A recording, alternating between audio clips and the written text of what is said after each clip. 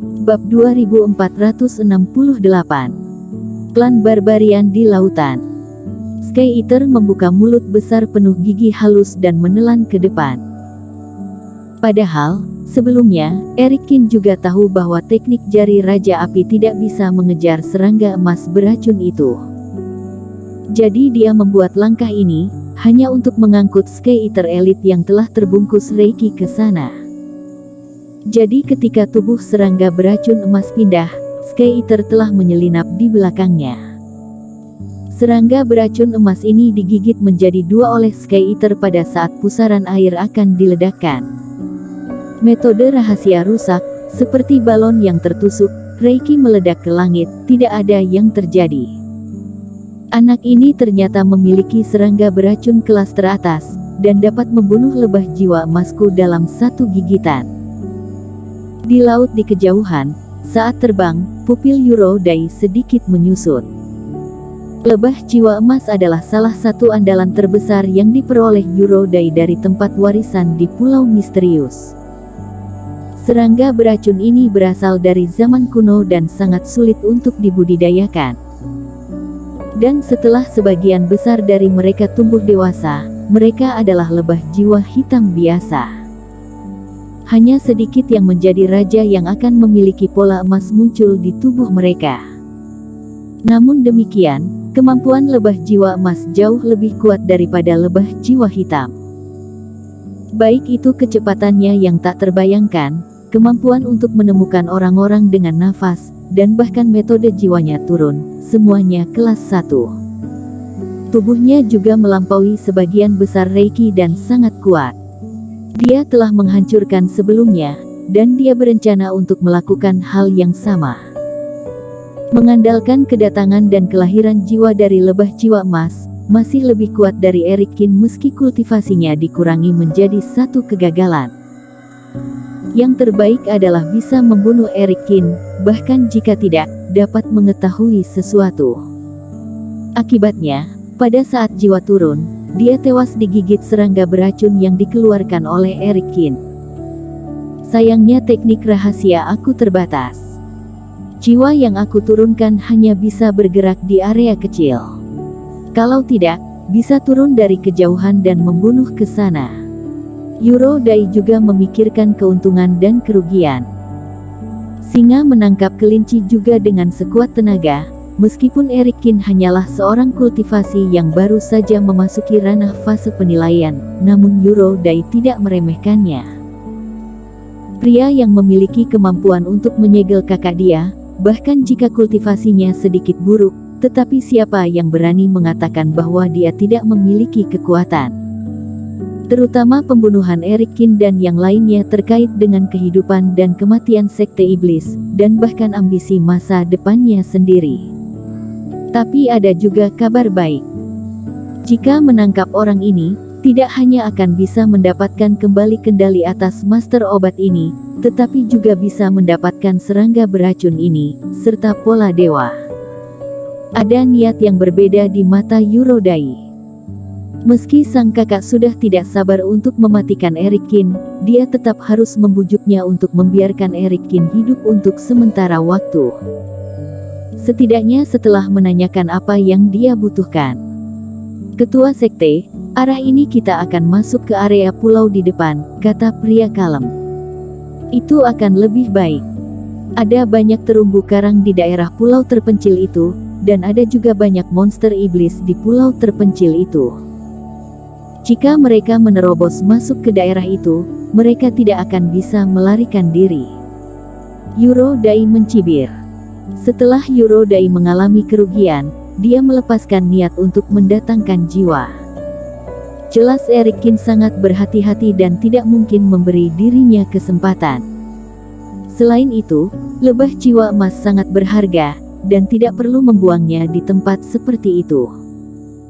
Dua pihak susul menyusul, kedua pihak terus mendekati Pulau Arus Api. Pada saat ini, di sisi lain pulau terpencil ini, ada juga sekelompok orang yang mendekat dengan cepat. Puluhan orang ini juga kultivasi di alam fase penilaian, dan pakaian mereka sama sekali berbeda dengan kultivator daratan. Mereka jelas klan barbarian di lautan tak berujung. Muni, kamu dan paman kura-kura tidak berbohong padaku. Dewa penolong kita benar-benar menuju pulau terpencil itu. Di antara sekelompok kultivator ini, seorang pria kekar berkulit gelap berkata. Di depannya, seorang gadis berlutut dan duduk di atas cangkang kura-kura yang berjalan di antara ombak. Jika Erikkin ada di sini, dia akan langsung mengenali bahwa kura-kura dan gadis ini ada di klub apoteker Pulau Selatan, kura-kura hitam dan gadis klan barbarian itu. Ayah, kamu bisa saja tidak percaya padaku, kamu masih tidak percaya pada kakek penyu.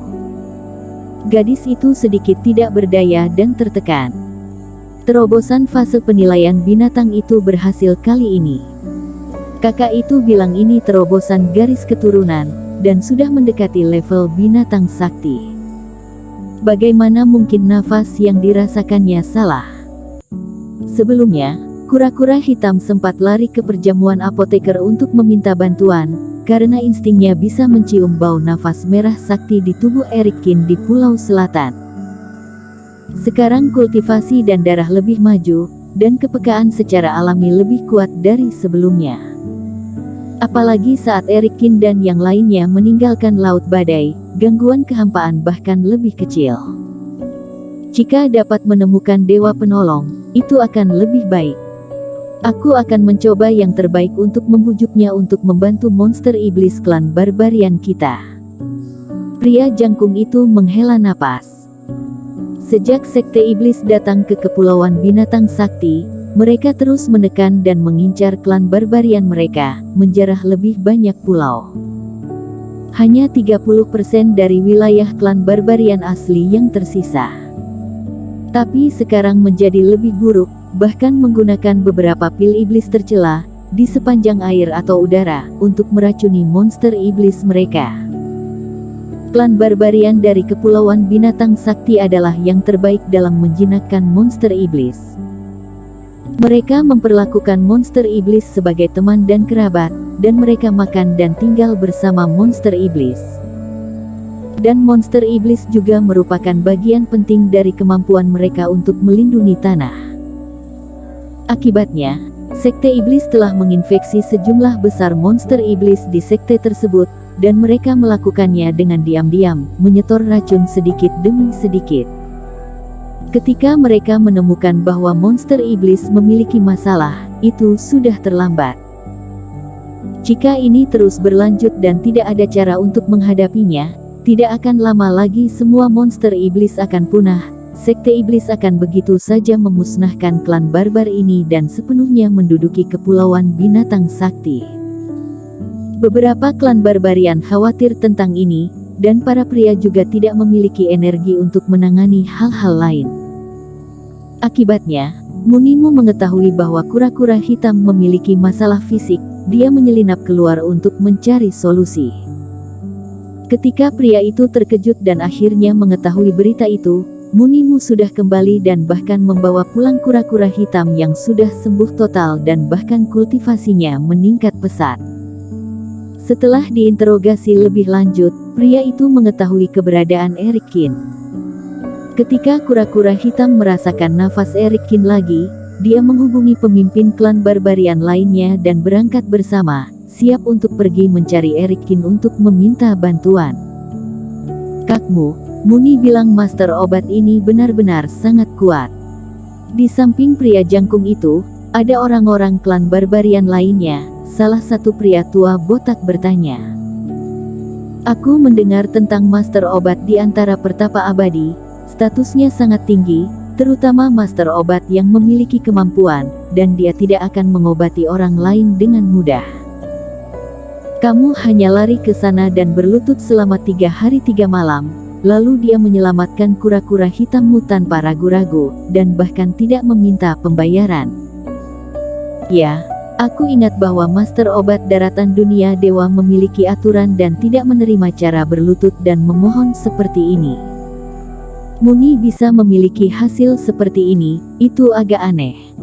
Pria paruh baya lainnya mengangguk setuju. Klan barbarian Kepulauan Binatang Sakti tidak bersentuhan dengan daratan dunia dewa. Beberapa orang juga pernah ke daratan dunia dewa untuk mencari pengalaman, dan mereka tahu sedikit tentang Master Obat. Erikin mengobati kura-kura hitam dengan begitu mudah, ini agak mengejutkan. Bersambung.